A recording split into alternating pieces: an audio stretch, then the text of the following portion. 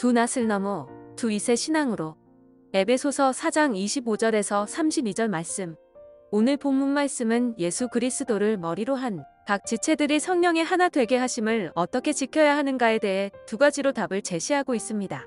먼저 사도 바울은 분노와 죄의 관계를 통해 답을 제시하고 있으며, 다음으로 성화의 과정을 통해 답을 제시하고 있습니다. 말씀을 듣는 우리도 교회 안에서 한 지체가 되었기에 오늘 사도 바울의 권면에 유념해야 할 필요가 있습니다. 첫째로 사도 바울은 우리에게 분을 품지 말라고 합니다. 품지 말라고 했으니 분노라는 것은 마음에서부터 먼저 생겨나는 것임을 알 수 있습니다. 그리고 이어서 하는 말이 마귀에게 틈을 주지 말라고 합니다. 여기서 우리가 깨달을 수 있는 것은 분노를 마음속으로 품는 것은 마귀에게 틈탈 기회를 준다는 것입니다. 창세기 4장 5절에서 8절에 보면 가인과 아벨이 하나님께 제사를 드렸고, 하나님께서 아벨의 제사는 받으셨지만 가인의 제사는 받지 않으신 이후 하나님께서 가인에게 하신 말씀입니다. 가인은 몹시 분하였기에 안색이 변하였습니다. 그러자 하나님께서는 가인에게 즉시 죄가 너를 원하나 너는 죄를 다스릴지니라 는 경계의 말씀을 주셨습니다. 하지만 가인은 하나님이 주신 기회를 뿌리치고 결국 동생 아벨을 쳐 죽이고 말았습니다. 마음속에서부터 시작된 분이 죄로 드러나게 되었습니다. 시편 기자는 이렇게 말합니다.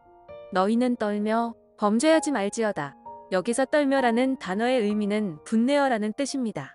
분을 낸다는 것은 죄와 그만큼 가깝다는 것입니다. 그 분을 속히 해결하지 못한다면 우리는 결국 죄를 범하게 될 것입니다. 그렇다면 우리는 이 분을 어떻게 다스릴 수 있을까요? 에베소서 5장 2절에 보면 그리스도께서 너희를 사랑하신 것 같이 너희도 사랑 가운데서 행하라고 말씀하시면서 그 사랑은 예수님께서 나를 대신하여 죽으심이라고 말합니다. 그렇습니다. 우리는 마음속에 분을 품을 것이 아니라 나를 위한 예수님의 십자가 죽음을 생각하면서 같은 지체를 사랑으로 대해야 할 것입니다. 때문에 사도 베드로도 바울과 같은 입장에서 사랑은 허다한 죄를 덮는이라고 하였습니다.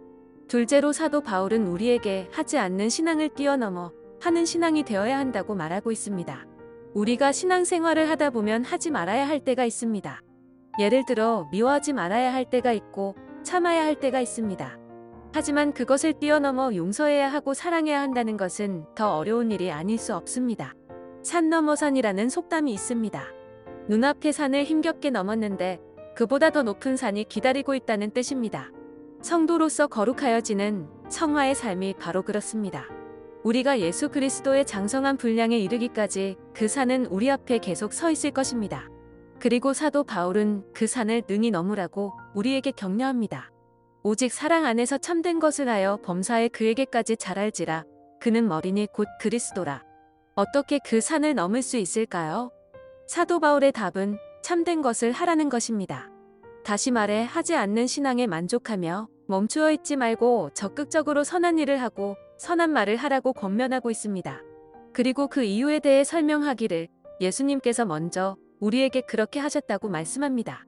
사랑하는 여러분, 조용히 그리고 깊이 생각해 봅시다. 내가 먼저 예수 그리스도의 사랑을 받았습니다.